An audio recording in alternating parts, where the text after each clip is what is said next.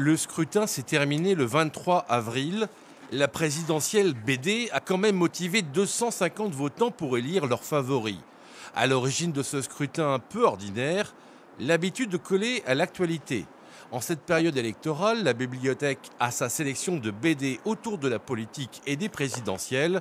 Cette année, elle a donc voulu aller plus loin. On s'est dit, on va faire une sélection de héros qui pourraient se présenter aux présidentielles.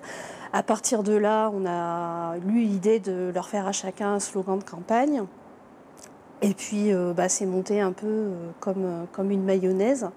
Et chacun y est allé de son idée. Et au final, on a décidé de lancer une élection auprès de nos lecteurs pour savoir quels seraient les héros en fait, qui pourraient prétendre à être président de la bande dessinée.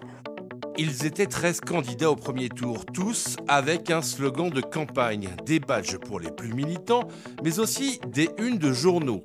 Même les pronostics les plus évidents ont été déjoués. Exit Gaston Lagaffe et sa bonhomie.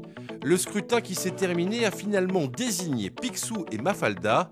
Une nouvelle campagne commence. Là, on va remplacer les 13 affiches qui sont dans la vitrine par des vraies affiches de campagne des deux candidats qui sont passés, donc Mafalda et Picsou.